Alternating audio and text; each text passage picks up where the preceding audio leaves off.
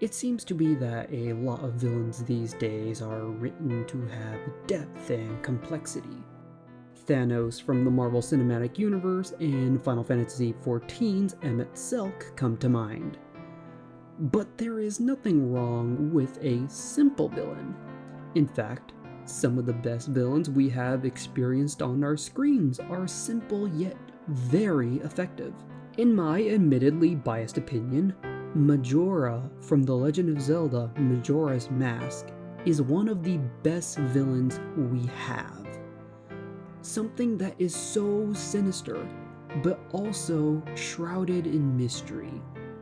There are plenty of fan theories about Majora's origin and its relation to the world and people, but I think I'll save those stories for another time, and I'll only use information that we see within the game itself. Before we dive into the deranged mind of Majora, we need to start from the beginning.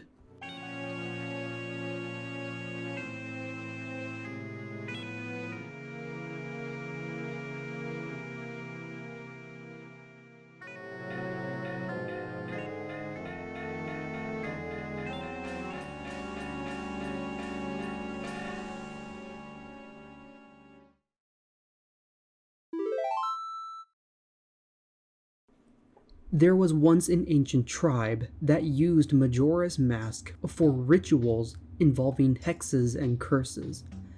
However, this tribe would eventually wisen up and seal away the mask to prevent any misuse or cataclysm. Time passes by, and the mask would escape its prison and fall into the hands of the Happy Mask Salesman. This is where the events of Majora's Mask, the video game, would take place. The Happy Mask Salesman would be mugged by the Skull Kid. Stealing and wearing Majora's Mask would allow Majora itself to have influence over the Skull Kid.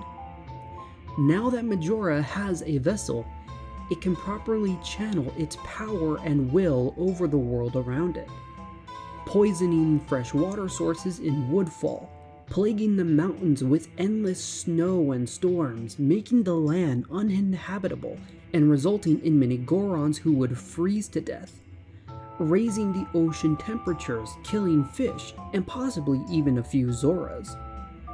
Why so much death and destruction?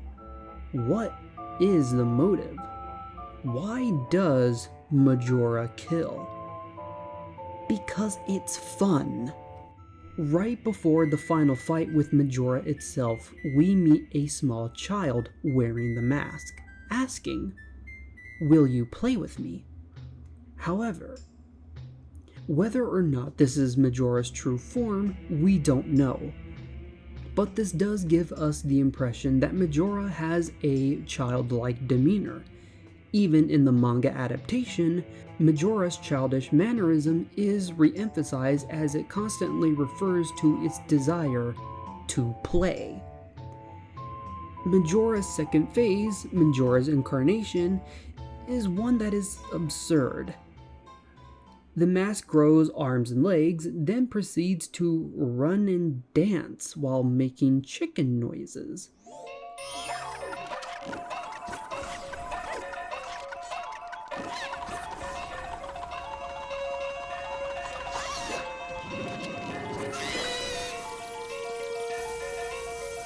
This kind of silly behavior would make sense for a playful child, but it's unsettling when it is a dark entity hell-bent on destruction.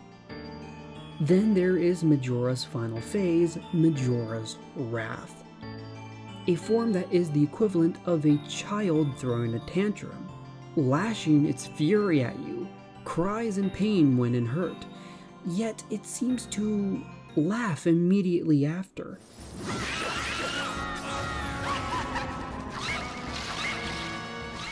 A swift and strange transition from one emotion to the next. My own speculation is that the laughter is meant to be a subtle reminder that you are in Majora's domain, You are playing its game. Like a cartoon villain, it laughs, believing that its own victory is within reach. I like to imagine that everyone watching this video was a child at one point in their life. When you are a child, you tend to be more energetic and carefree. A child has little to no concept of good, evil, morality, life, or death.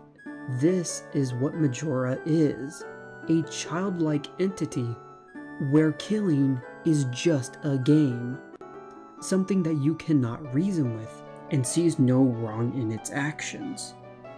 This is why I find Majora to be a terrifying villain, but also one of the best villains we have in any storytelling medium.